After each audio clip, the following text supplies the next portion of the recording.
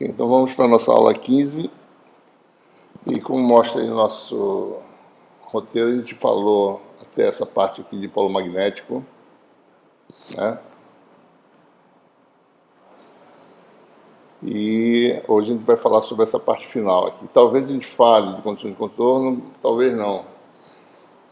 Condições de contorno é tratado novamente no capítulo 6 para os dois casos eletromagnéticos de forma generalizada. Então isso talvez não seja importante no momento, certo? Então a gente vai falar sobre essas questões aqui, campo de distribuição de polos, como a gente fez no caso elétrico. Lá a gente falou em vetor polarização, a gente fala em vetor magnetização. Como é que a gente interpreta a matéria magnetizada em termos de correntes de magnetização.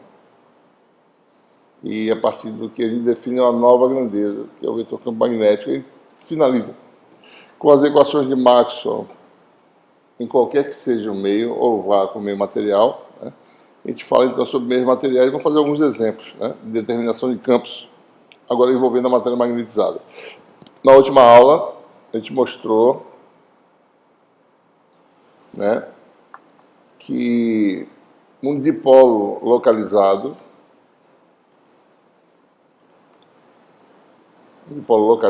ou seja, uma espirazinha de corrente, pode ser representado por um momento de dipolo M, por caso de uma espira circular, em que circula uma corrente I, raio da espira igual a A. Digamos que o eixo Z seja o sentido Z seja o sentido definido pelo polegar na regra da mão direita, ou seja, pega a corrente, circula a espira e você define esse sentido. Então, o momento de dipolo para esse caso é igual a I vezes a área, a grandeza de importância, vezes a Z, o sentido, a orientação do dipolo no sentido do polegar. Se fosse quando tivesse assim, seria para baixo. Então, se você tem um dipolo localizado a uma distância R, e forma com o eixo do dipolo um ângulo θ, a gente mostrou que o potencial vetor no vácuo era dado por μ0 m vetorial AR sobre 4π r ao quadrado. Comentamos que isso era semelhante ao potencial escalar de um dipolo elétrico, nas mesmas condições. Distância R, ângulo θ. Se vocês olharem para a expressão do potencial vetor, é semelhante, excluindo-se a natureza vetorial. O potencial escalar era P escalar AR sobre 4πε0R3. No caso, R2. No caso elétrico, tem um potencial do monopolo, que é Q sobre 4πε0R, daí aparece próximo à grandeza de dipolo, e aparece essa expressão clássica que tem muita importância, para se saber o comportamento da matéria polarizada. Então, observe que a semelhança de expressões é a mesma da natureza escalar e vetorial. Certo? Daqui a gente faz isso para obter o campo elétrico, menos gradiente de φ, e daqui a gente faz isso para obter o campo B, igual a rotacional de A. A forma de obtenção de campos é diferente agora.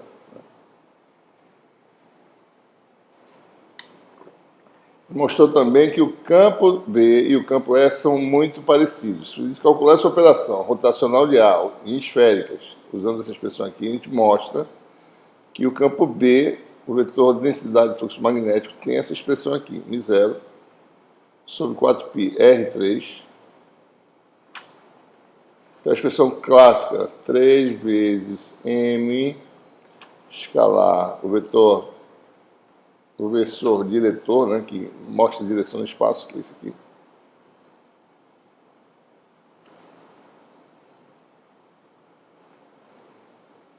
A expressão para o B é idêntica à expressão para o campo elétrico, que é obtida dessa expressão. O campo elétrico vai dar algo muito semelhante. Na verdade, em termos de direção e sentido, é uma réplica. 1 sobre 4π ε0 R3.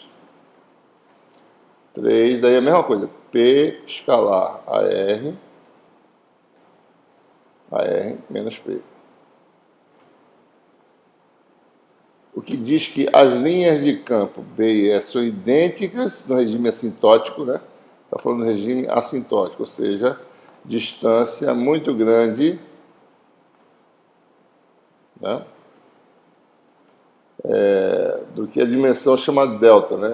Delta é a dimensão típica do dipolo, seja elétrico ou magnético, né? Dipolo elétrico é a distância D, dipolo magnético é o raio da espiral, certo? Então, no regime assintótico, você tem essa condição, as expressões são idênticas, com exceção que se você fosse também próximo do dipolo e fosse olhar o jeito dos campos, a diferença é que o campo B, né, ele de fato forma linhas fechadas. Né? Se você calcular direitinho o B em todo espaço de um dipolo, você vai ver que o B realmente forma linhas fechadas. O campo E, longe do dipolo, é parecido com essa curvatura de linha, mas só que as linhas não são fechadas. Né? O campo E tem esse comportamento aqui, certo? Que é parecido, né? A curvatura das linhas, o desenho das linhas no espaço, as linhas de campo B e E são muito parecidas, só que quando você chegar próximo, as linhas de B estão fechadas de verdade. As linhas não. Elas começam positivo e negativo. Tem um campo que vai daqui para cá também, certo? Mas assim, longe do dipolo, no regime assintótico, o comportamento é semelhante, mesma coisa. Né? Então é assim que, ou seja, o dipolo magnético tem esse comportamento. Bom, por exemplo, né, eixo Z, né, o A no eixo Z, né, ele é, o AR é igual a Z, né, eixo Z, AR é igual a Z. Eixo mais Z, né? Produto vetorial dá zero, potencial vetor é nulo. Certo? Então tem essas características. Se a gente calcular isso direitinho, isso aqui dá um vetor, isso aqui dá M seno de θ a φ, esse produto vetorial. Então, as linhas de A são linhas circunferenciais no espaço. Né? Só lembrando aqui algumas propriedades do potencial vetor. Tá? As linhas de B são desse jeito, as linhas de A, certo, são assim. O potencial vetor faz isso, certo? E vai se tornando pequeno até se tornar zero no eixo Z, mas tem esse comportamento. Tá? Linhas fechadas. Tá? Ok? Bom, só a revisão do final da última aula, né? Muito bem. A questão é, como é que a gente faz agora para usar esse resultado e tentar determinar o comportamento da matéria magnetizada? Nós sabemos que cada átomo ou molécula tem uma distribuição de carga em torno dos íons, né? Em torno dos núcleos do átomo ou da molécula. E existe, às vezes, o momento orbital do elétron, né? Que, em essência, quer dizer que é como se houvesse um determinado átomo, pode estar num determinado estado em que você tem um momento orbital, né? Fora o momento do próprio elétron em si, que tem um momento dele mesmo, o estado de rotação do elétron. É como se fosse uma carga girando. Uma carga girando é um microcircuito. Ou seja, cada átomo ou molécula, né, qualquer que seja o seu estado, pode ser representado por um dipolo. Se houver esse efeito líquido, ele vai ter um momento de dipolo magnético em. Então a questão é, se você juntar a matéria magnetizada, e se você tiver um efeito, digamos, ordenado dos vários átomos ou moléculas, de forma que você tenha coletivamente. Sim, essa sua palavra é o spin, né? Não, são duas coisas. Uma é orbital, é o estado, digamos, classicamente, pega um elétron girando em torno do núcleo, né? Isso dá um, e outra é uma esfera, que é o próprio elétron, digamos, vamos dizer que é uma esfera rodando em torno do seu eixo, é um microcircuito, uma carga elétrica girando, é como se fosse um efeito magnético, pode se calcular, certo? É, o momento de spin. Para cima ou para baixo? Ou para baixo, né? Ou seja, o que quer dizer é o seguinte, um átomo ou molécula, pegando todos os efeitos, orbital e spin, todos os elétrons, vai dar um efeito líquido, que é um momento de dipolo M. Tá? Então, a matéria vai ser representada por vários dipolos. Tá? Então, ele precisa saber, bom, um dipolo, né, localizado no ponto X, que efeito ele produz no espaço. E, mais uma vez, né, quando a gente está falando de átomos, moléculas, são coisas pequenas, né, em relação à distância que você está observando. Então, você tem aqui um momento de dipolo M no ponto X'. Seu efeito do ponto X pode ser calculado com base na expressão original. Né? A igual a M zero, né? M vetorial, o vetor unitário que vai de X' até X, que é a diferença sobre o módulo, né? Sobre o quadrado da distância. Mais um módulo que vem do módulo desse vetor, e vai dar 4π módulo x menos x' ao cubo.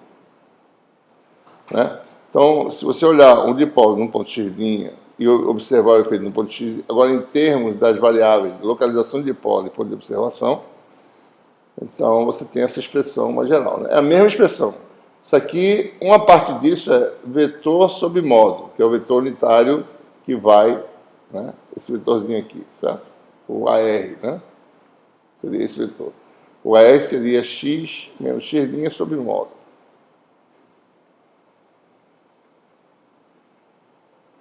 E o quadrado da distância é módulo ao quadrado, aparece módulo ao cubo aí. Né? Então, um dipolo assim no ponto x daria isso. Se eu pego um material agora, certo? E assumindo que esse material seja composto por uma distribuição contínua de dipolos, eu tenho que falar então de densidade de dipolos. Digamos que isso aqui me dá um volume V, né? O elemento de volume é dV'.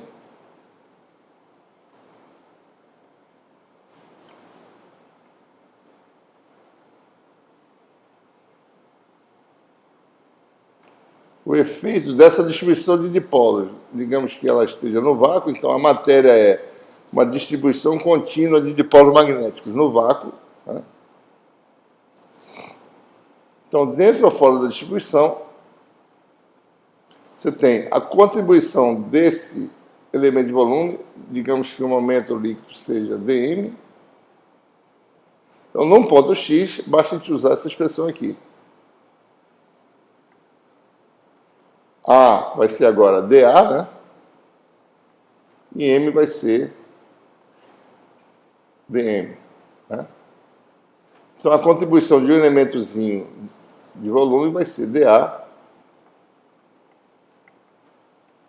em 0 dm, né?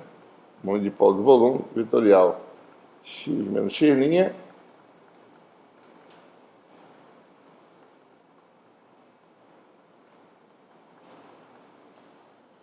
dá essa contribuição. E aí eu posso somar todas as contribuições e calcular o efeito global da matéria magnetizada, né? Se houver um estado, se m for zero, dá zero o resultado, né? Então, se houver uma distribuição de dipolos efetivamente, tem isso aí.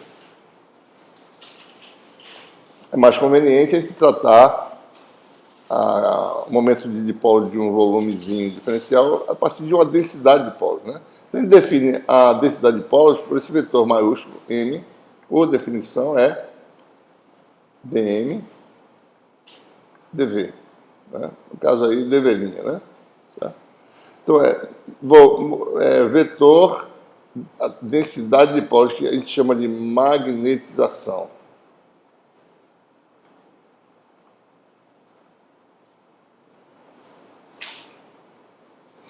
Né?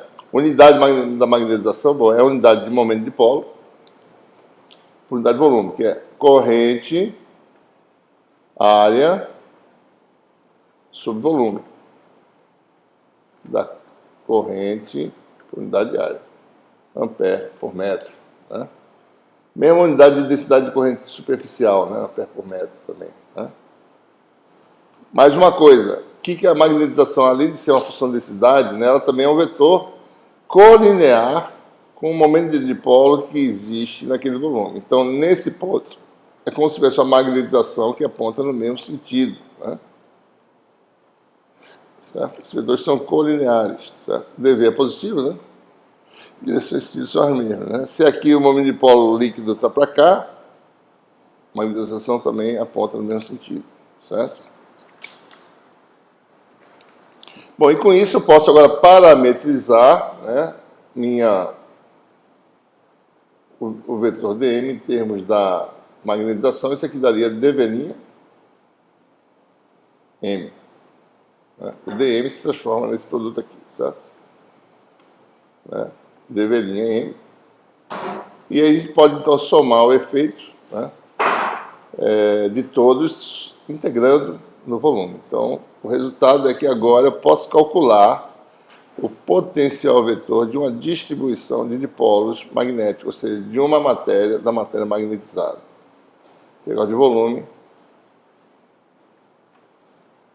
M0,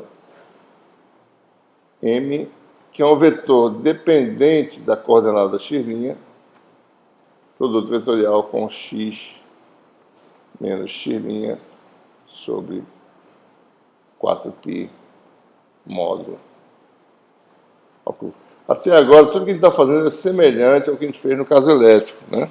A gente está prosseguindo para ver qual é o impacto disso nas equações,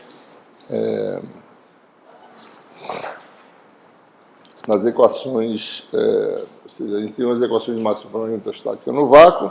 Como isso vai impactar essas equações quando você bota magnetização na história, né? Ok? Bom, e teoricamente daqui eu posso calcular o campo B, né? Se eu souber calcular essa integral, eu tenho então o campo B da matéria magnetizada, que seria simplesmente rotacional de A. Né? Tá? Então essa é a expressão que a gente tem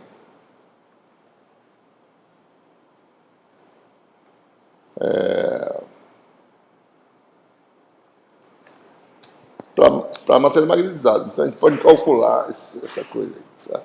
Não é essa expressão que a gente vai usar para calcular o campo da matéria magnetizada. A gente vai usar outra expressão, a gente vai ver o que isso quer dizer. Né? Deixa eu botar essa expressão para cá. Certo?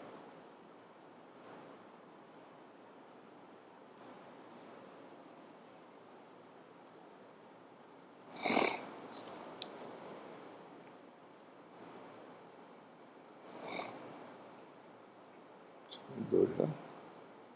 Dois.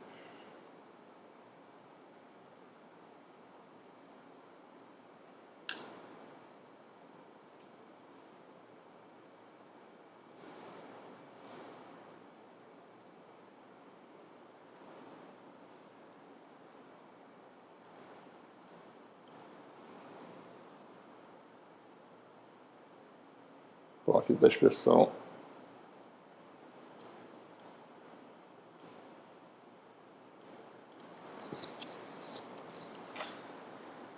Bom, então até aí, então, intuitivamente, ou seja, formalmente, a gente sabe como calcular agora o efeito magnético tendo matéria, tirando o vácuo, botando a matéria, certo?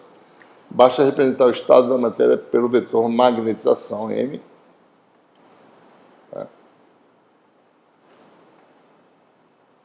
E você calcula o efeito magnético, certo?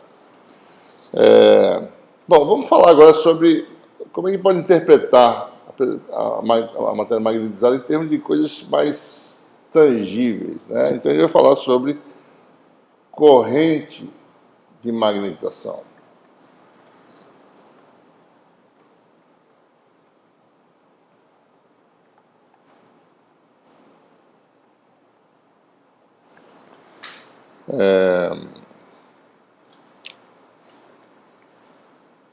Então, observe o seguinte, para a gente poder entender bem isso aí, suponha que você queira saber, bom, qual é o efeito global, né, magnético produzido por o efeito concomitante de corrente de circuito tradicional, que a gente conhece, que a gente vai no laboratório, coloca uma fonte de tensão, alimenta o circuito, circula uma corrente que a gente conhece, pode medir com instrumentos, né?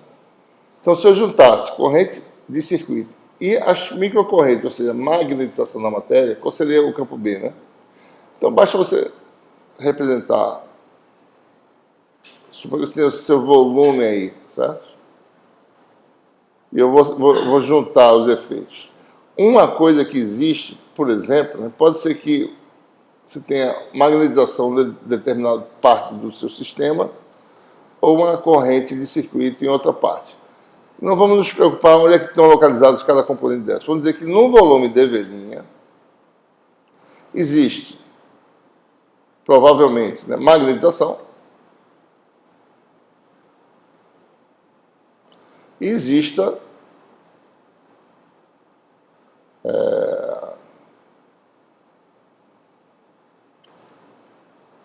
uma densidade de corrente de circuito, JL. Né? Tem duas coisas. Tá? Não importa, pode ser que uma seja nula, muito provavelmente não vai ser no mesmo lugar. Por exemplo, você tem aí um entreferro, né? Magnético. Tá?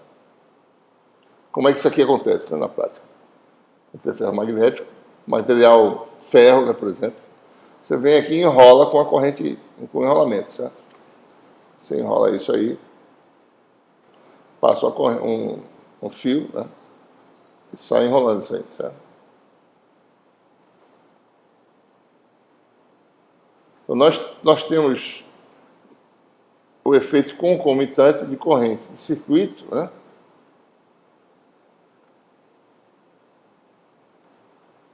Circula a corrente I, aqui é um fio no caso, enrola o entreferro, você tem um material magnético aqui representado pela magnetização M e a corrente representada pela densidade de corrente, se você quiser olhar a seção transversal do fio, J. As duas coisas existem, certo? Estão em lugares diferentes, né?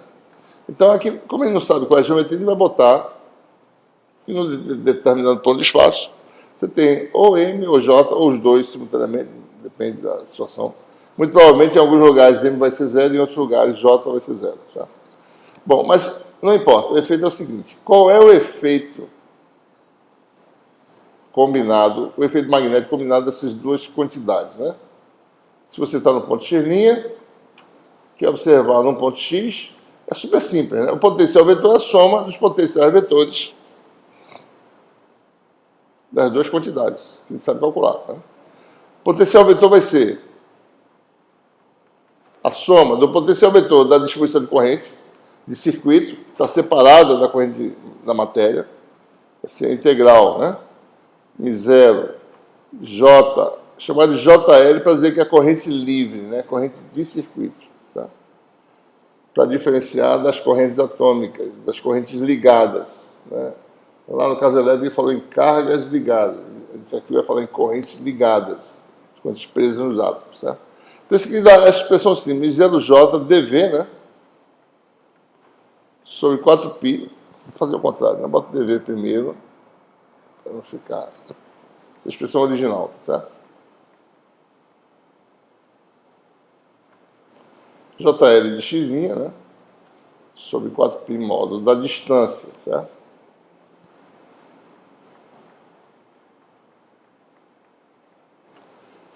E a contribuição da matéria magnetizada vai dar mais esse termo que eu acabei de falar. Esse termo aqui, ó. Essa contribuição aqui, certo? Né? Simplesmente eu copio isso aqui e boto lá. Vai ser branco, né? Mas não tem problema, tá? Vai ser um termo branco. Por aqui.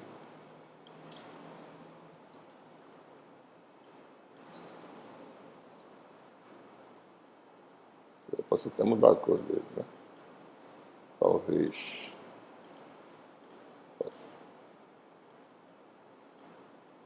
Mais isso aqui, certo?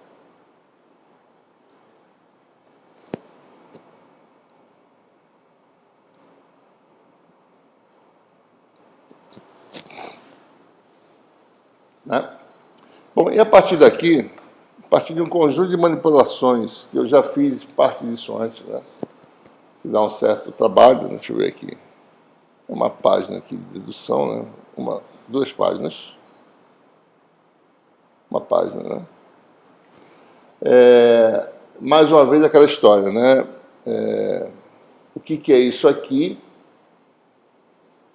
Esse fator aqui, ó.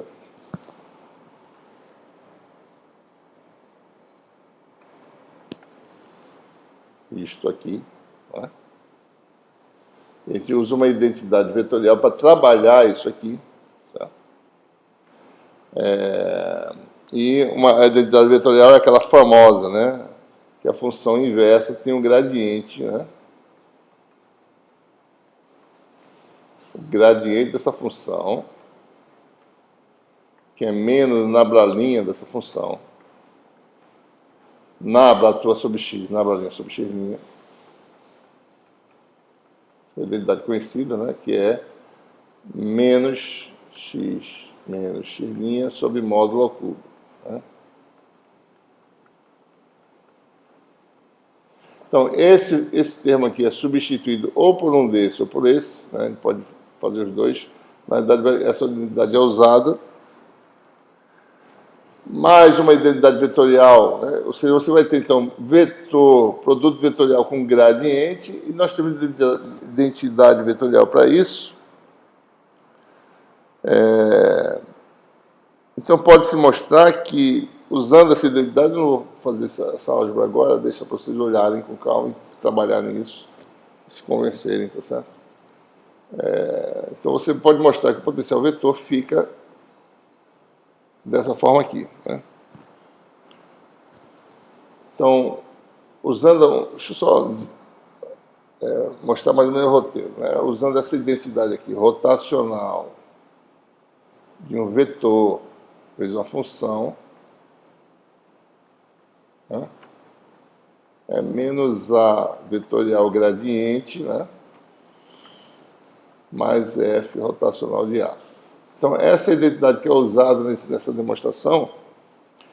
E para vocês observarem que A é o vetor de magnetização e F é a função inversa, certo? Então, você tem M vetorial gradiente da função inversa, né? Que é isso aqui, certo? Então, aparece isso e aparece isso aqui, substituindo o que tem aqui, né? Então, vai aparecer a rotacional do produto das duas coisas, vai aparecer a função rotacional do vetor. Então, se vocês olharem direitinho, é por isso que aparece essa expressão que a gente vai mostrar agora, certo? O potencial vetor pode ser escrito dessa forma aqui. Já aglutinando as contribuições, tá? Vai dar um termo que é o rotacional do vetor aparece e vezes a função. Vai aparecer JL, tá? Mais rotacional de M. Lembre, M é a função de x'. O rotacional aplica sobre as coordenadas de M, né?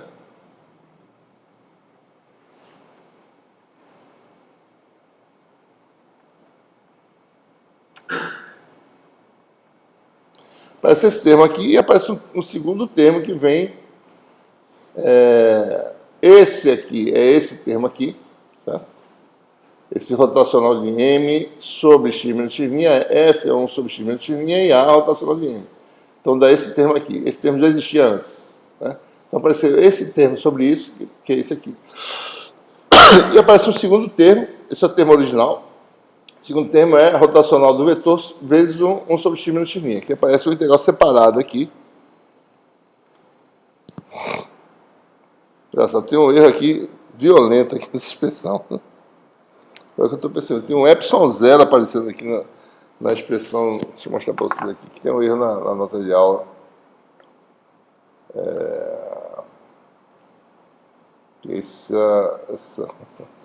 Agora que eu vi. Isso aqui está errado, tá? Esse epsilon zero está aqui, foi copiado de algum lugar, certo? Aqui é mi0 aqui também, tá? Essa parte aqui, né? Então, tem um erro. A gente olha só, depois dá uma olhadinha. Muito bem. Então, vai ter o segundo termo, que é esse integral de volume, né? Volume V de mi0 sobre 4π. Posso botar da seguinte forma, economizar um pouquinho.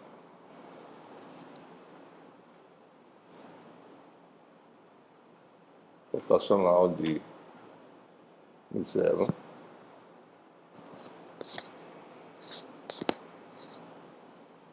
M.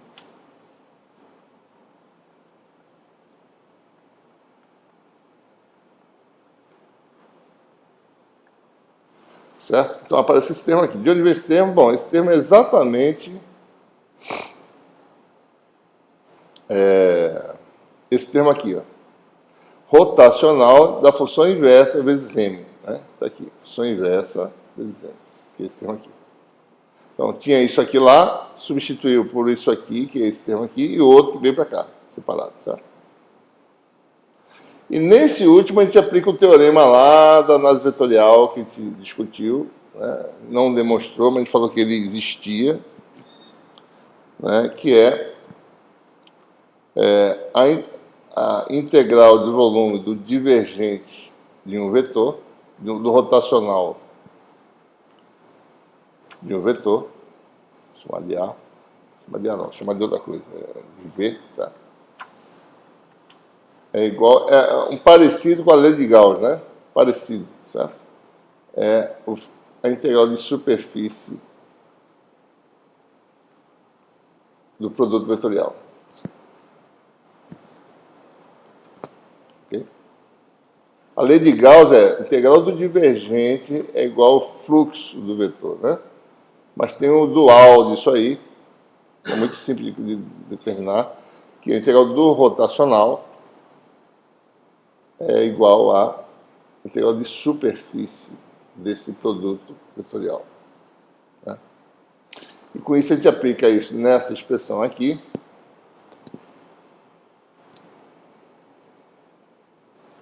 Nessa expressão aqui, o que a gente vai obter?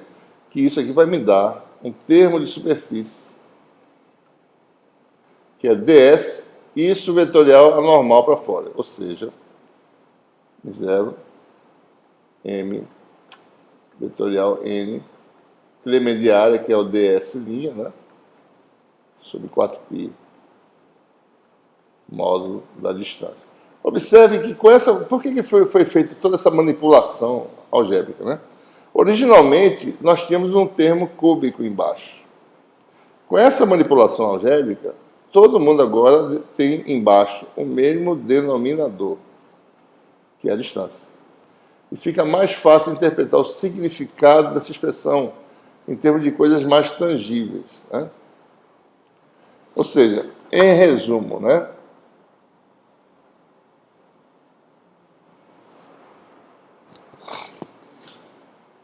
Essa aqui é a expressão que a gente obtém, certo? Então, tem o termo de volume, que é a densidade de corrente, mais um outro termo que pode ser interpretado como um acréscimo dessa densidade de corrente, e um termo de superfície que tem a mesma dimensão de densidade de corrente superficial, né? Potencial vetor tem sempre no numerador μ0 e o DI, certo? Aliás, e o IDL em cima, né? Embaixo a distância, certo? Então, se a gente olhar para essa expressão, né?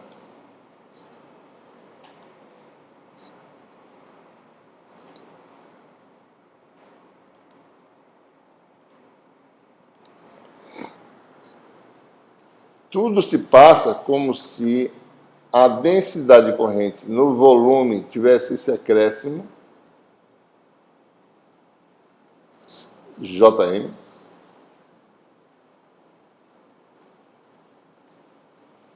ele vai chamar de Jm, né? Ou seja, é como se tivesse no volume uma densidade de corrente que era a livre, agora apareceu a livre mais um acréscimo. Esse acréscimo chama de Jm, esse rotacional de m aqui, certo?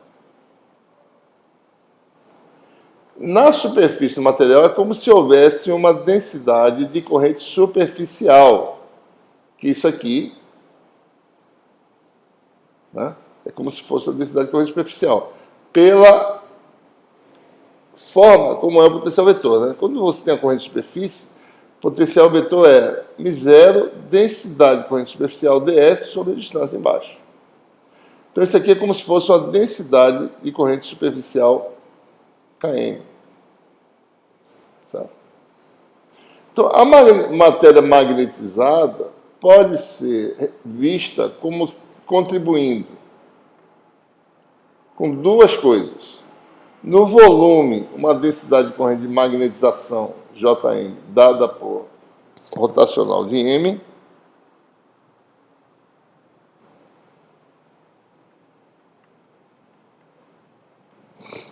e na superfície, como dando uma densidade de corrente superficial, Km. Então, há duas coisas que a gente pode ver a matéria magnetizada, né? Que é M, vetorial N. Que é N, o unitário para o exterior do material na superfície.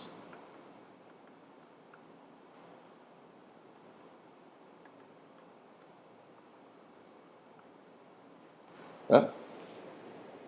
Então, tem duas contribuições. A matéria magnetizada pode ser substituída por essas correntes equivalentes no vácuo. Né? Certo?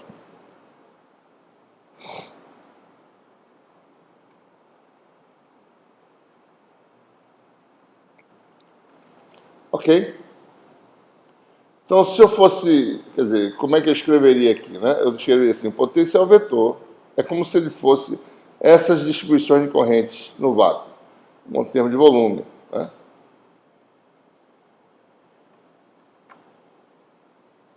J equivalente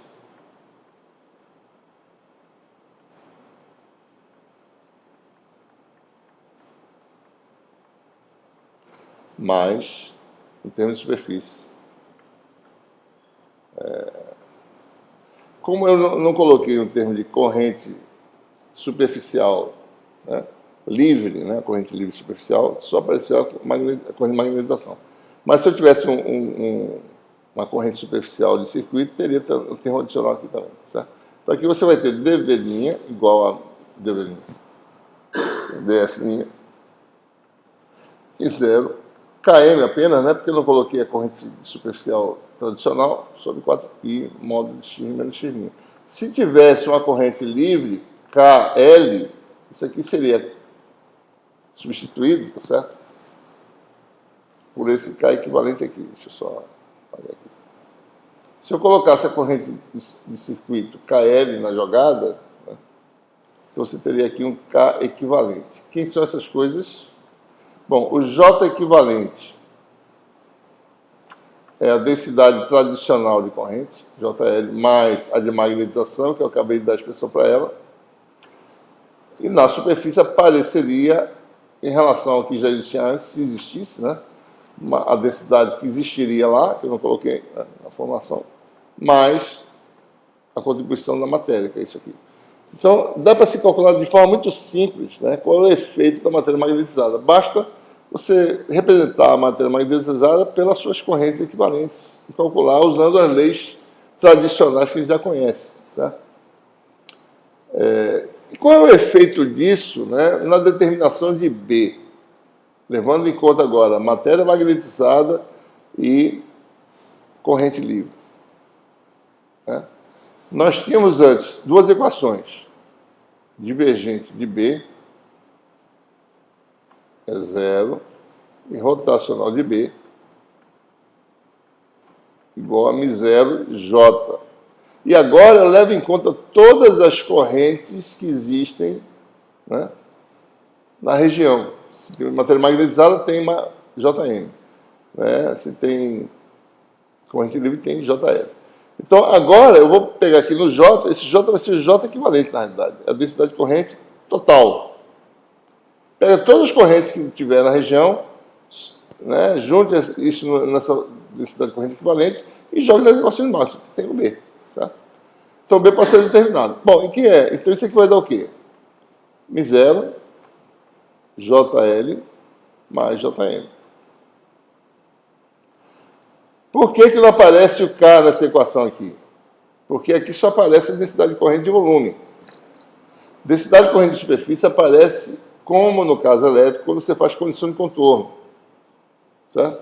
Porque corrente de superfície é a idealização, ela está na superfície ali, certo? Mas não aparece na equação diferencial, só aparece quando você integra a equação diferencial. Então você tem que fazer, bom, se eu integrar, eu tenho que tomar cuidado, que tem algumas correntes que estão em superfície. Quando eu fizer o volume tender a zero e chegar na superfície, eu jogo a corrente superficial. Mas isso é num processo de integração, não na equação diferencial. Então, na diferencial, só quem aparece aqui são as correntes de volume. Isso aqui vai aparecer na hora que você integrar depois, tá? Nas relações integrais. Tá? Então, na diferencial aparece só isso aqui, não tem problema que exista isso. Isso não quer dizer que ele não vai aparecer em algum momento. Vai aparecer. Certo? Então, as equações de Maxwell com a matéria magnetizada são obtidas o quê? Incluindo o efeito da matéria, que é só incluir esse JM aqui. Certo? E o KM na hora de integrar. Né? Então, fica aí. O rotacional de B fica igual a μ0J livre, né? Mais μ0Jm. E o Jm, por sua vez, é rotacional de M, né? Pega isso aqui e joga aqui dentro. Então, a gente tem, então, rotacional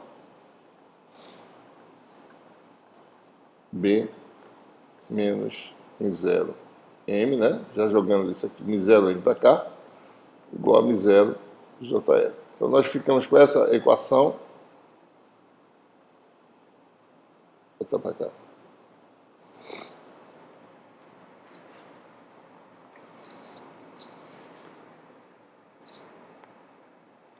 Então, ficamos assim, né? Rotacional B menos μ0M é igual a μ0JL.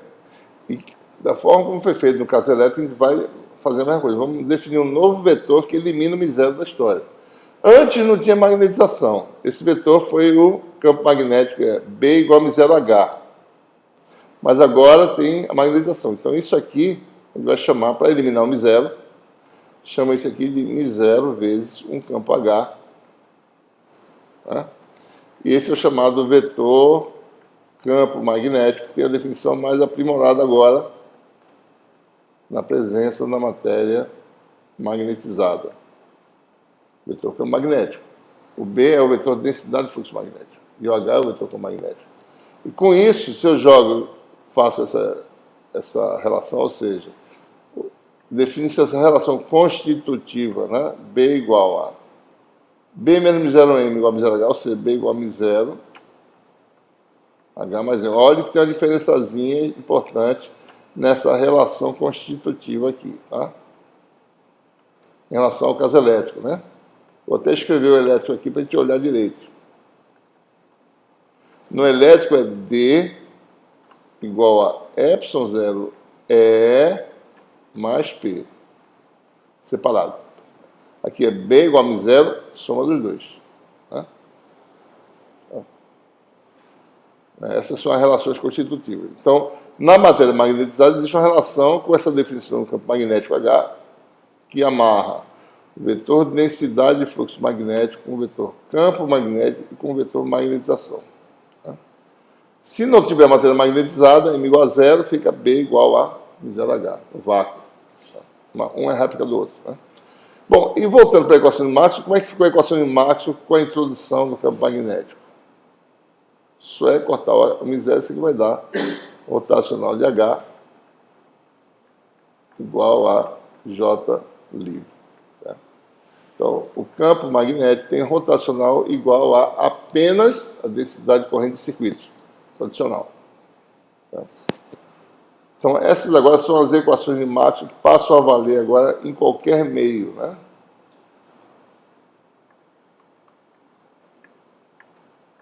Para a magnetostática.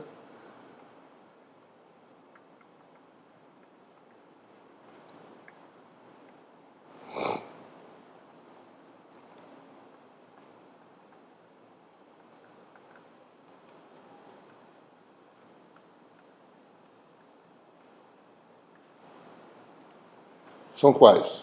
Bom, B tem divergência zero, inexistência de monopolo magnético. E a outra é rotacional de H igual a J. Eu vou tirar agora o subscrito. Subtende-se que o J que aparece nessa equação é corrente de circuito apenas, tá? Corrente livre, não é corrente de magnetização, só livre, só a parte da corrente livre. Magnetização, corrente de magnetização, entra lá no M, certo? E, bom, são duas equações, duas incógnitas, elas são amarradas pela relação constitutiva, né?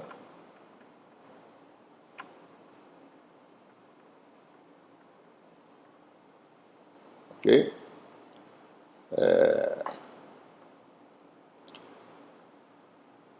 Aí você tem a formulação completa da magnetostática em forma diferencial. Em forma integral, né? Isso aqui é diferencial.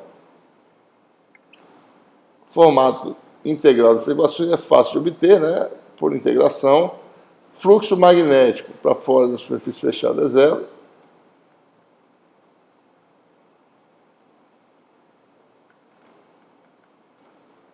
Né?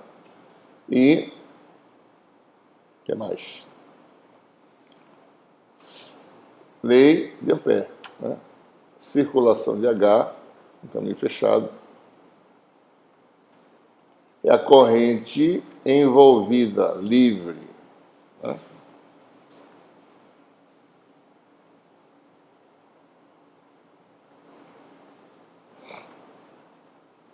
Tá?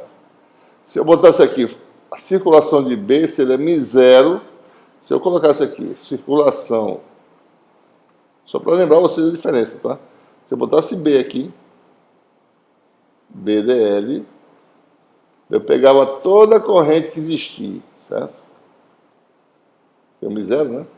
J equivalente escala 10. Se fosse B, mas como eu falo de H, né? Integral de HDL é J livre apenas ds. Tá?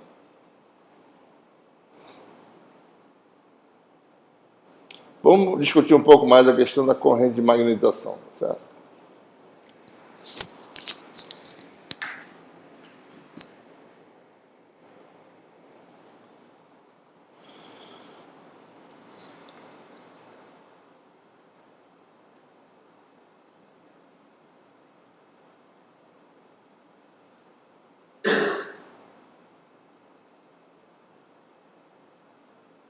Engraçado, né?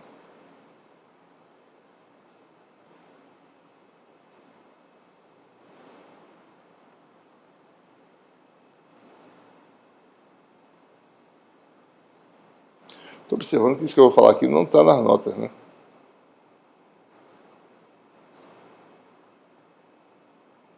Estranho. Bom, vou falar aqui sobre isso. Bom, existe uma forma de determinação de campos, né? Vou falar aqui, tá certo? Determinação de campos.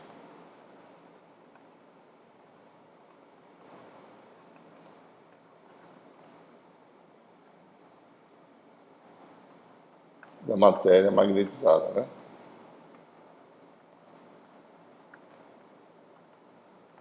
A gente assume que a matéria adquiriu um determinado estado de magnetização e vê como a gente determina o campo dessa matéria. Ou seja, um ímã, né? Qual é o campo de um ímã? Né? Ele tem um estado de magnetização.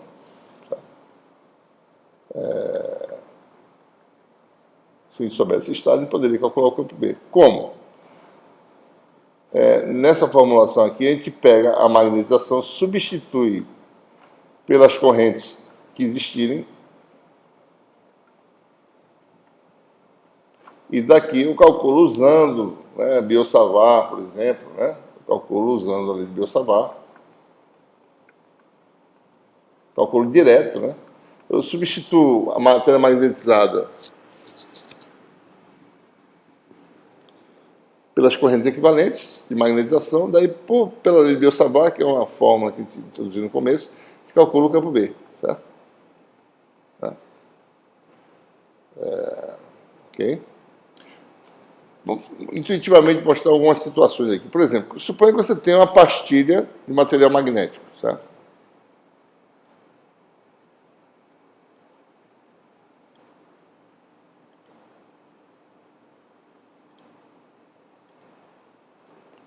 Material magnético, né? Uma pastilhazinha aí.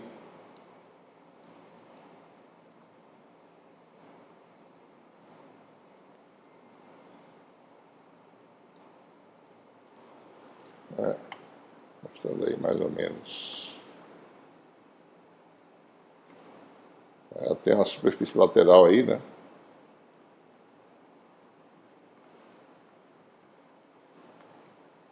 Tem um raio A. Digamos que ela está aqui no eixo Z. Certo?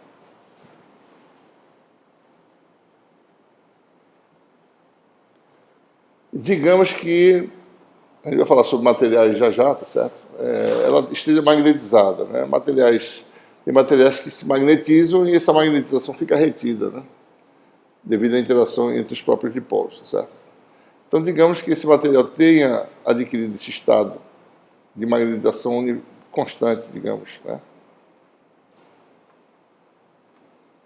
Então, como é que eu calcularia o campo B ou o campo magnético H dessa pastilha? Então, digamos que a pastilha está magnetizada uniformemente com a magnetização M igual a M0 a Z. Né? Então, o que eu faço? Eu vou substituir a minha material magnetizado por essas correntes no vácuo, certo? E vou identificar, bom, no volume eu teria uma densidade de corrente de magnetização Jm, que seria rotacional do vetor M0 a Z. Sendo esse vetor constante, ele tem derivada zero, né? Não tem corrente de volume, esse material. Eu vou procurar aí qual é a corrente de superficial que existe, certo? Eu vou nas três superfícies aí, né? Superfície tampa superior, o N é igual a Z. Na tampa inferior, N igual a menos a Z. A gente precisa do N porque isso aqui é dado por M vetorial N, né? Para fora do material. E na superfície lateral, N vale o vetor de cilíndricas AR. Né? Digamos que a espessura dessa fitazinha seja T, tá? Bem pequena. Né? Então, a contribuição da tampa superior e da tampa inferior, superfície de cima e de baixo, vai dar o quê, né? M é na direção a Z, N é mais ou menos a Z, isso aqui vai dar Km nessas superfícies. Vai dar zero. Né? Na superfície lateral, N igual a R, então o Km vai dar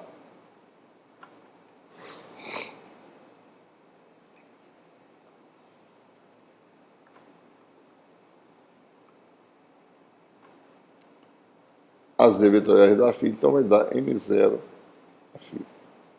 Então, para todos os efeitos, nossa placa é equivalente a uma espira circular em que tem uma corrente lateral, né?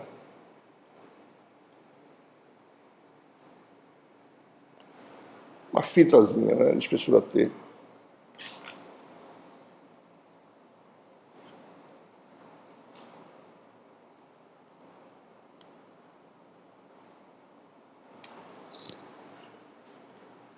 No vácuo, né? Sai o material, entra no vácuo. Essa corrente de superfície que circula nessa espira que tem uma largurazinha T.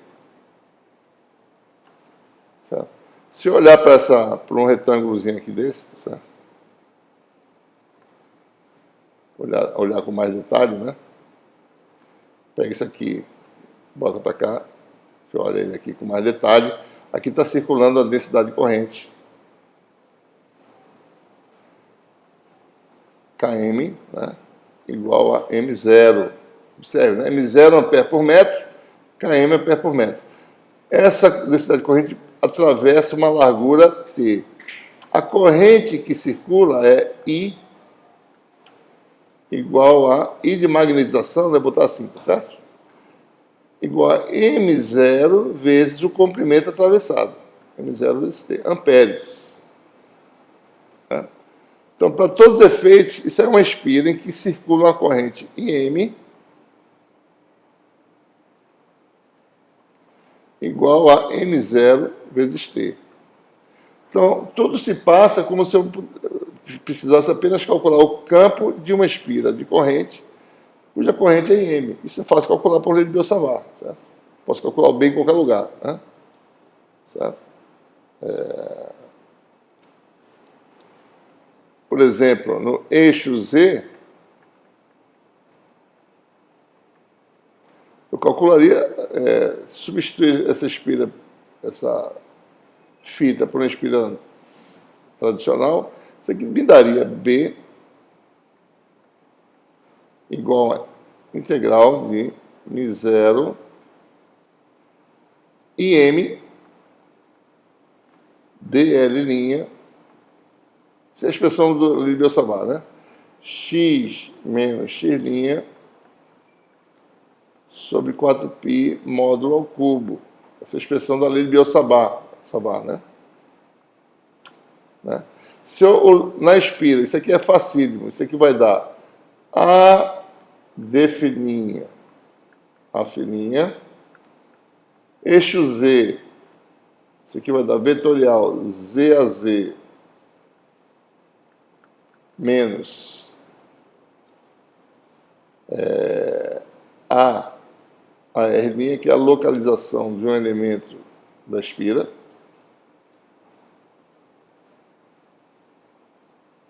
A posição do elemento é A R'. O efeito está sendo calculado no eixo Z, né? Que é o X'. dl' é A d'. Se calcular o produto vetorial, vai dar Aφ com AZ, né? Dá AR, e Aφ com AR dá menos AZ. E X menos x' é sempre constante o módulo, certo? Z AZ menos A AR' módulo ao cubo. Esse aqui daria, certo? Você pode fazer integral de linha 0 a 2π μ0 IM A d'.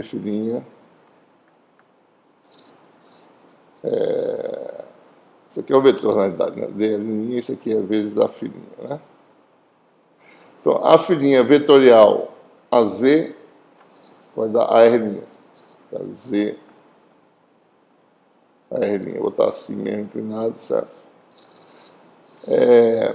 A' vetorial AR' dá menos AZ, vai ficar mais AZ. Embaixo vai dar 4π A2 mais Z2 vermelhos. A integral de AR' definida da zero, todo mundo é constante, a integral, isso aqui não contribui, sobra sobre esse termo que é uma constante. Então, o resultado vai ser B igual a μ0 IM 2πA sobre 4π, vai ficar A ao quadrado, que tem dois A's aqui, tem 2π ao quadrado sobre 2 A2 mais Z2 vermelhos AZ. Ou seja, o campo B da espira, no eixo Z é super fácil de calcular, que é distante, todos os elementos aqui são equidistâncias do ponto. Mas aí a gente mostrou que o B da pastilha, deixa eu botar aqui de novo, né? μ0, corrente de magnetização A2 sobre 2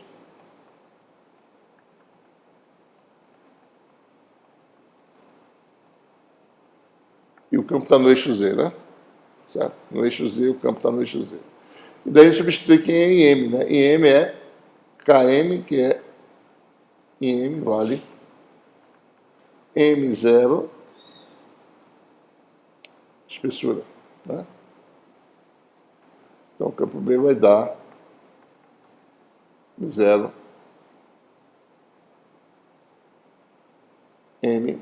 M0 vezes a Z da M, né? A2 vezes T, sobre 2, A2, mais E2, A3 meios.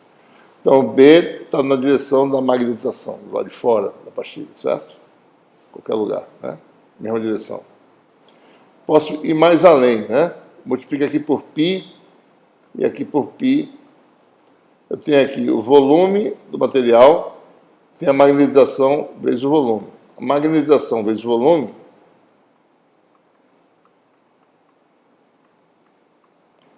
né? M vezes V, para a magnetização uniforme, é o momento de dipolo da pastilha, certo?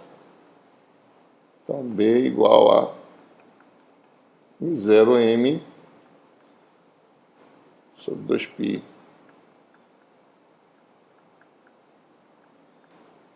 Então, a gente calculou aí o efeito da matéria magnetizada, né? Certo? Mostrou que produz um campo do lado de fora, dado por essa expressão. Depende de M, né? Certo? Queria comentar aqui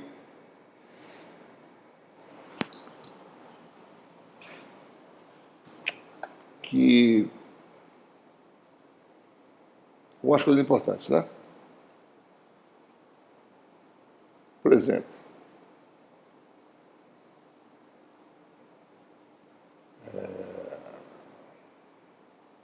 se eu pegar aqui, certo? Entender bem os conceitos, né? Pega essa nossa espirazinha equivalente, né? Está aqui. Tá? Ela está no vácuo. Eu substituí a pastilha pelo vácuo. Eu venho aqui, eu pergunto, bom, a corrente está circulando assim, digamos, né?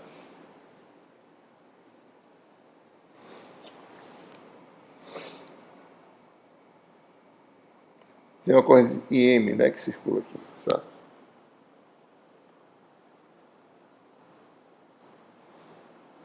Se eu pegasse um caminho fechado, envolvendo aqui a espira,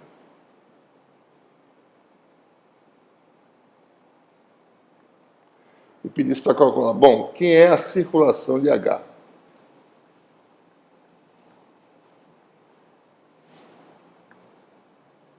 Nesse caminho fechado aqui, lei de Ampère, né? Daria quanto?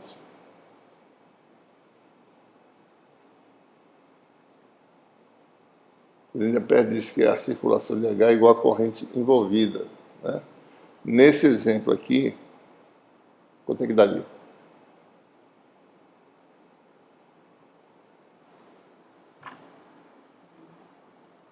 Qual é a corrente envolvida nesse problema? IM é a corrente de magnetização envolvida. Mas qual é a corrente livre envolvida nesse problema? Tem corrente livre nesse problema? Tem circuito elétrico aqui nesse problema? Só tem a matéria magnetizada com as correntes de magnetização. Não tem uma espira, um fio elétrico, né? Em canto nenhum aqui, né? Ou seja, a corrente livre I é igual a zero. Então, a circulação de H dá zero. H é zero?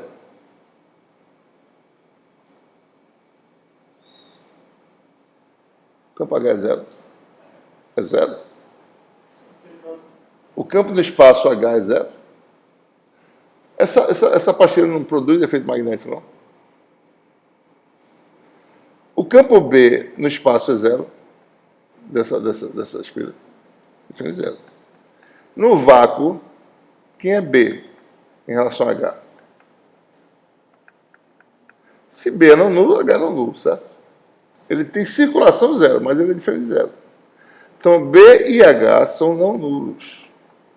Mas H tem circulação zero em qualquer caminho fechado nesse problema aqui. Qualquer caminho que você pegar vai dar circulação igual a zero. Porque não tem corrente de circuito nesse problema. Certo? Agora, se eu perguntar, bom, o que é a circulação de B? Como B é o campo verdadeiro, ele pega todas as correntes que você imaginar, certo? Vai dar μ0, corrente envolvida, que é M. Tá? B é μ0H, certo? Mas só que essa circulação não dá isso aqui, certo? Vai dar zero, no caso do H, certo? H é diferente de zero, né?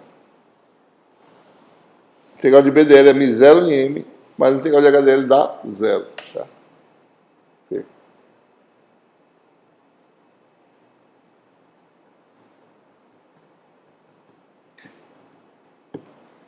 Muito bem.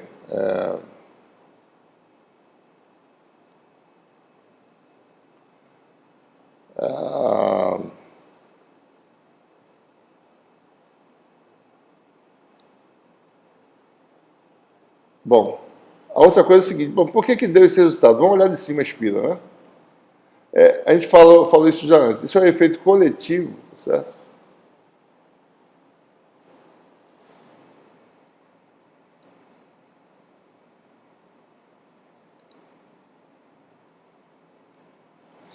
Olha a espira de cima, né? O resultado líquido foi a corrente na borda da placa. Isso aqui é uma placa magnética, né? Magnetizada assim no sentido do quadro, saindo do quadro. O efeito global dessa placa foi uma corrente na borda, certo? Por quê? Bom, porque todo mundo está magnetizado da mesma forma, né?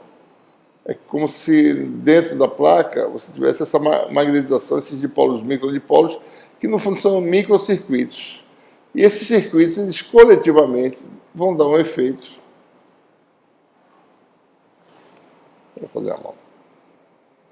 Você quebra isso aqui, certo?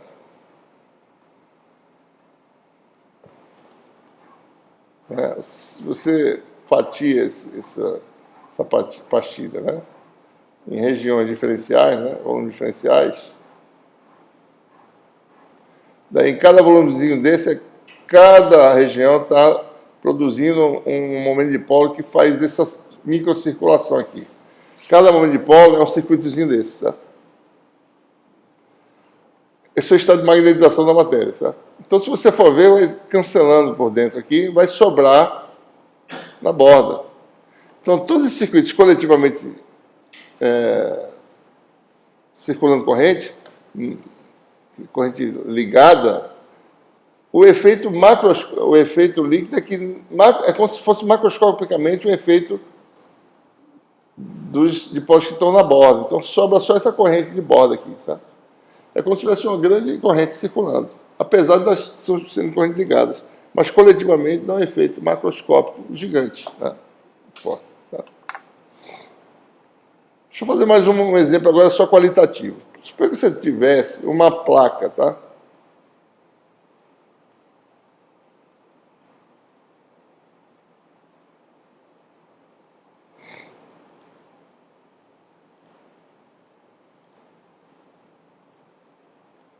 Você tem uma placa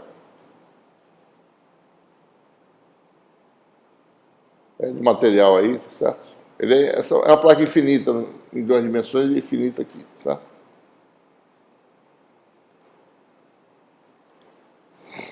Aí está mais ou menos desenhada a placa.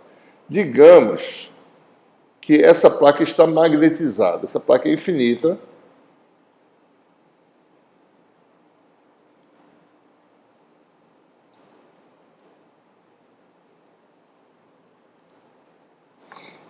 E ela está magnetizada desse jeito aqui, ó.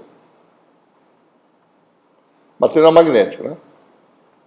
Esse que retém um material tipo ferro magnético. Ele retém magnetização. Então ela ficou magnetizada permanentemente desse jeito. Uma placa muito grande, tá? Seja em relação à dimensão transversal, vou chamar isso aqui de D, né? Vamos colocar um sistema de eixo aqui.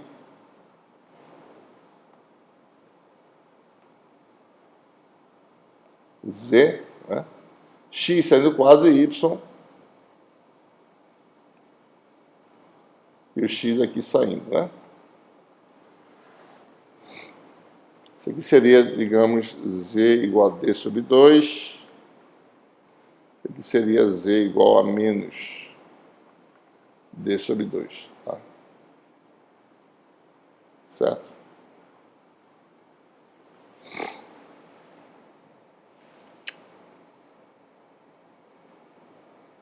Então, digamos que a placa está magnetizada desse jeito. Você tem uma magnetização constante para simplificar, né?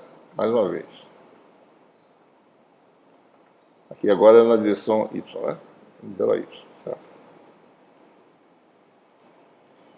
Então, qual é o campo B e o campo H dessa placa? Dentro ou fora da placa?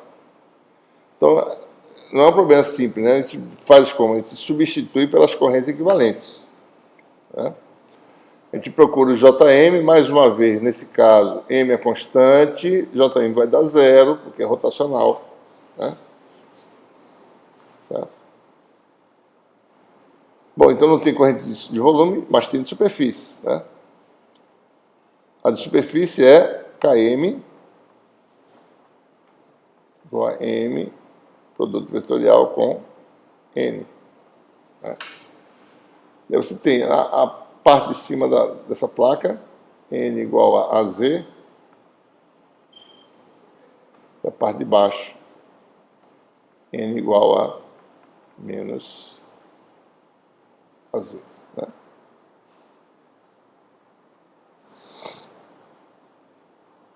Então, na placa de cima, em Z igual a D sobre 2,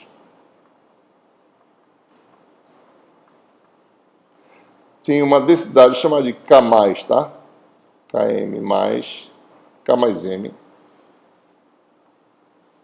que é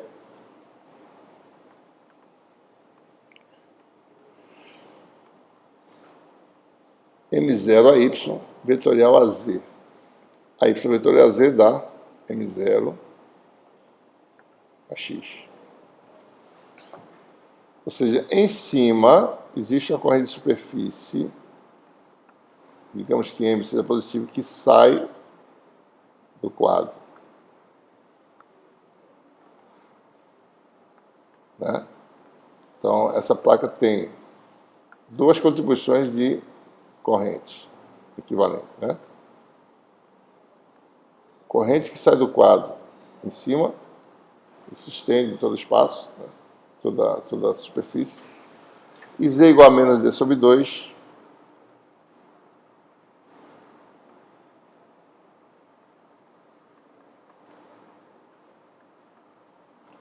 Você tem a densidade de corrente K menos M.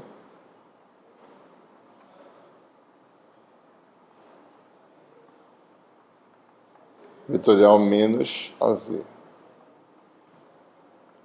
vai dar menos M0 a X. Então, na superfície de baixo tem corrente agora entrando no plano do quadro. Né? Seria como se fosse vários fios infinitos em cima, paralelos. A corrente vai para um lado, embaixo. Vários fios infinitos com a corrente entrando. Né?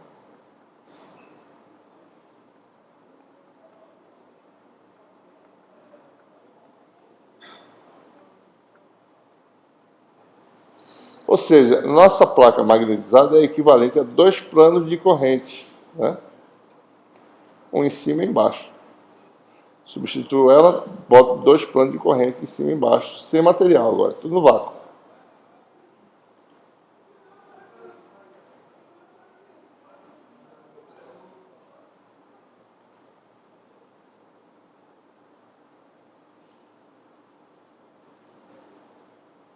Né? No de cima a corrente sai, certo? Está só aqui uma só, para não ficar muito complicado. E embaixo a corrente entra. Tá? E campo de plano de corrente é conhecido, né? Ou seja, esse aqui produz um campo.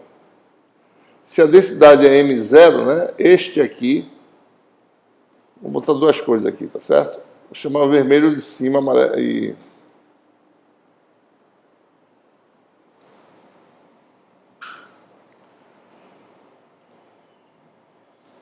azul de baixo. Então, calcular o campo disso é fácil, né? Aqui você tem a densidade de corrente K, que é igual a M, e aqui é K igual a menos M, né? Foi isso que a gente mostrou. Saindo do quadro, uma densidade de corrente superficial K igual a M, embaixo K igual a M. A placa de cima produz um campo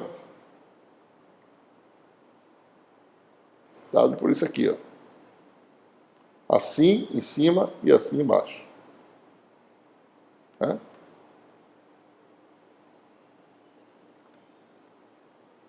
Esse é o campo da placa de cima, certo? A placa de baixo produz um campo que é diferente, né? Essa superfície aqui todinha produz um campo que faz isso.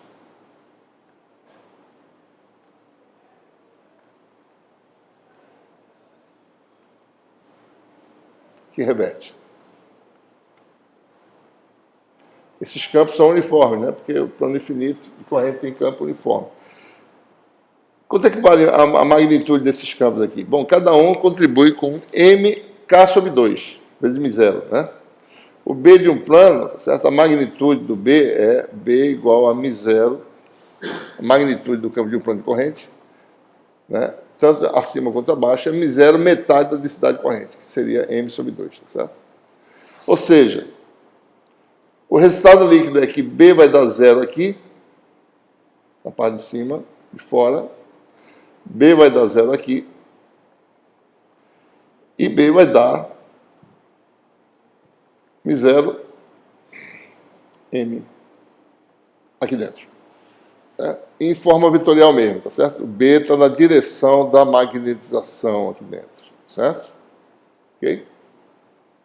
Está de fato na direção da magnetização. μ0 m sobre 2 mais μ0 m sobre 2. A soma dá μ0 m. Como está a direção da magnetização, então essa é a forma vetorial do campo. O campo dentro da placa é constante, igual a μ0 dentro da magnetização, fora ele é 0, certo? Quem é o campo H? Aqui fora a permeabilidade é μ0. B igual a μ0H, então H dá 0 aqui fora, H dá 0 aqui dentro. E aqui, quem é H? Bom, aqui é B igual a μ0, H mais M. Como B vale μ0 M, H vai dar 0 também. Tá? Então, H é 0 em todo espaço. Não tem campo magnético. Tem efeito magnético, não tem o campo magnético H que a gente conhece. Mas tem o campo B, que é o verdadeiro campo magnético, né? Na realidade. B, que a gente chama de densidade de fluxo magnético, é o verdadeiro campo que expressa o efeito magnético que a gente conhece. Certo?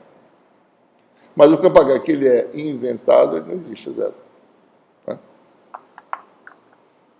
Muito bem. Bom, tem outros problemas aí no final do capítulo. A gente vai ter uma oficina segunda-feira. Eu sugiro que vocês estudem, porque a gente vai trabalhar na oficina segunda-feira para fazer problema, né? Mas vamos só concluir essa aula, falar agora sobre tipos de meios materiais, rapidamente, né?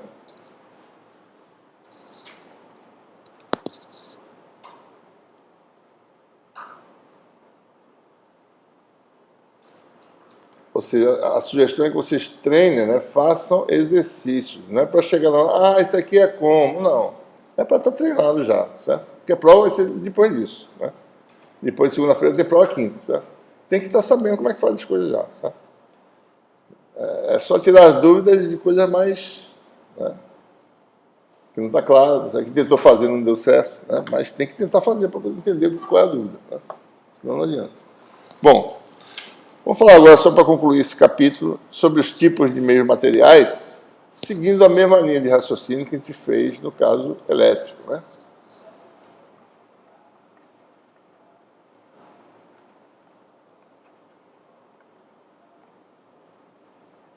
Digamos, meios magnéticos, né? Ou não magnéticos. Aqui uma grande diferença entre os meios magnéticos é que existe uma coisa chamada diamagnetização, né?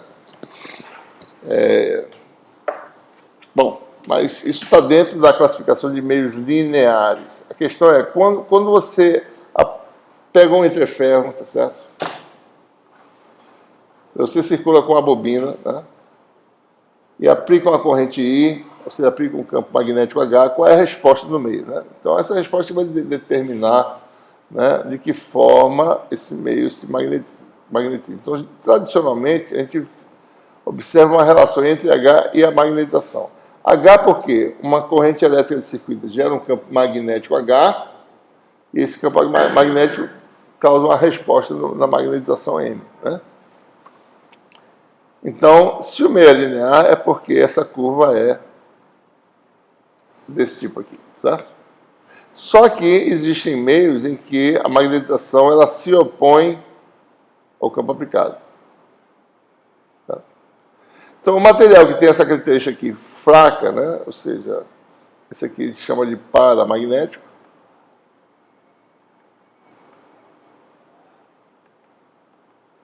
Esse aqui é um material diamagnético. Quando você aplica um campo magnético no material, porque ele não falou disso ainda, mas tem a lei de Faraday e tem a lei de Lenz. Quando você tenta aumentar o fluxo magnético do material, ele tende a responder se opondo a esse aumento de fluxo, né? Isso é um princípio simples que diz que a energia do sistema não pode aumentar indefinidamente. Se ele fosse fazer a resposta junto, sabe, né, indefinidamente, a energia aumentaria indefinidamente. A tendência é manter a energia se aumentar indefinidamente e, naturalmente, a resposta seria se opondo, né?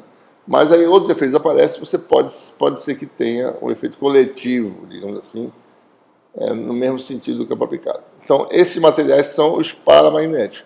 Os que se opõem à aplicação do campo magnético são os diamagnéticos. Mas olhando para essa relação, a relação entre M e H é uma relação linear, que pode ser expressa, né, em cada componente pela susceptibilidade magnética. Aplicou H, se o material for linear, ele vai ser M proporcional ao campo aplicado. Se o material for paramagnético, essa susceptibilidade é positiva. Materiais paramagnéticos é quando esse efeito é muito fraco, certo? A magnetização é praticamente inexistente. O estado de magnetização que você produz é muito fraco. Praticamente não tem magnetização, né? Química é quase igual a zero, certo? Né? Então, é como se não tivesse efetivamente dipolos reagindo no material. Bom, se o material for diamagnético, esse QM é negativo, né? Bom, isso é a linearidade. O material ser isotrópico ou anisotrópico é outra história, né? Se você aplica em qualquer direção do espaço, a resposta é a mesma, você tem um material isotrópico. Então, vamos falar sobre esses materiais, né, isotrópicos e também linear. Então, você tem o quê, né? M em qualquer direção é QM vezes H. Então, o que caracteriza um material desse é a susceptibilidade magnética. Como é que fica a relação constitutiva do material linear isotrópico? B Mi0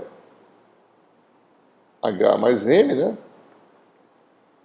Se M aqui vezes H, isso aqui vai dar Mi0 1 mais QM H, e você tem uma relação simples, linear também entre B e H, que é o coeficiente dessa relação linear, é o que a gente chama de permeabilidade magnética do material.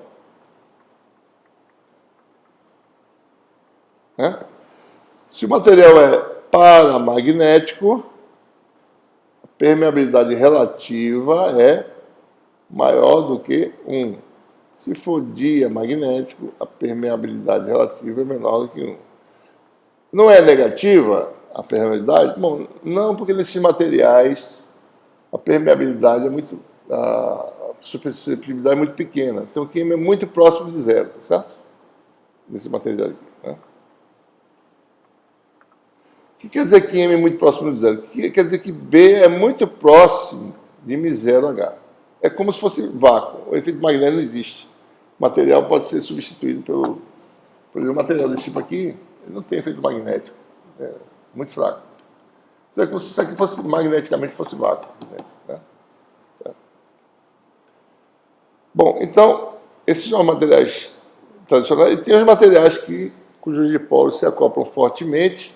E você, quando faz a curva de magnetização desse material, você observa aquele efeito que a gente já falou antes, né, de retenção da magnetização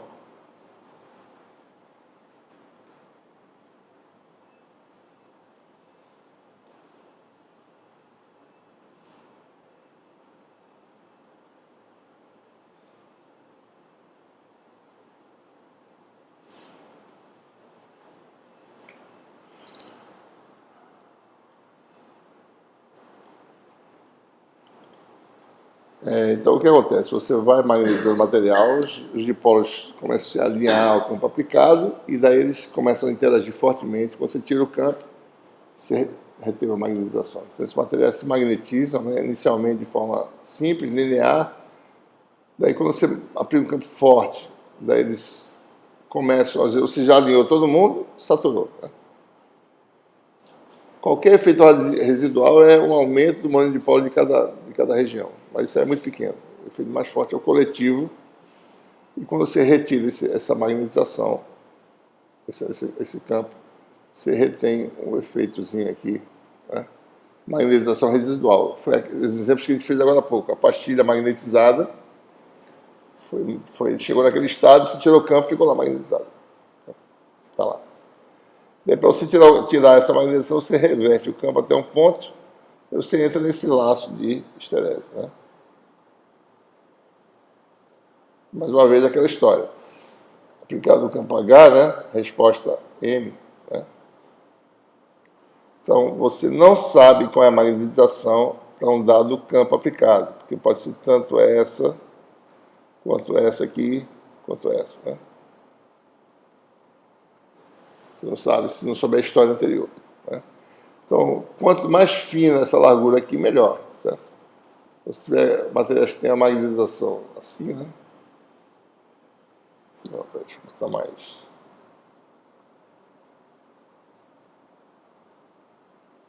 Bem fininha, tá certo? Praticamente você sabe o estado de magnetização do material com uma pequena incerteza. Certo? Tá? Bom, mas voltando aqui para os casos, no caso dos meios lineares, né? Para você determinar a relação, se você sabe o B de um material linear, né? Se calcula pela lei de Biot-Savart, por exemplo, um fio infinito, né? Portando uma corrente I, né? Num meio permeável, né?